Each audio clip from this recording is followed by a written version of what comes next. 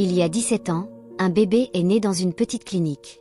Quelques heures après l'accouchement, une femme vêtue d'un uniforme d'infirmière s'approche discrètement.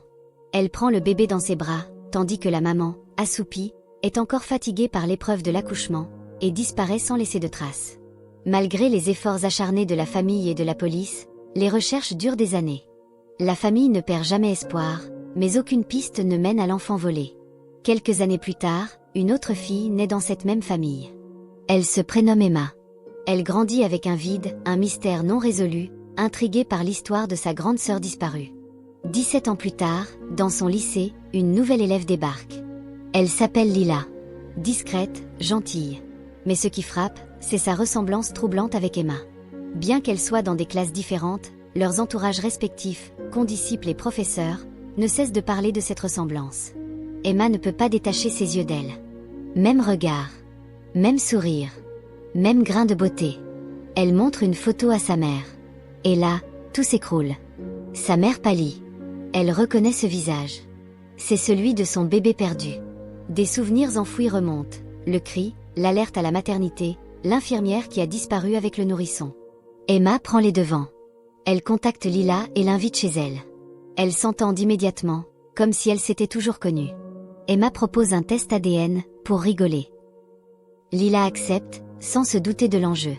Quelques jours plus tard, les résultats tombent, 99,9% de correspondance. Elles sont sœurs. Lila rentre chez elle, bouleversée. Elle confronte celle qu'elle a toujours appelée « maman ».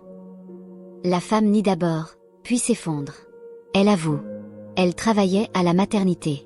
Elle avait fait une fausse couche. Dans un moment de désespoir, elle a volé un bébé. Lila est en état de choc. Toute sa vie a été un mensonge. Elle s'appelait Jade. Elle ne sait plus qui elle est, ni à qui faire confiance.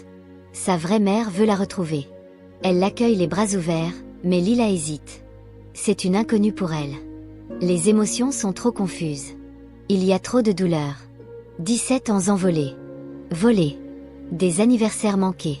Des souvenirs non partagés.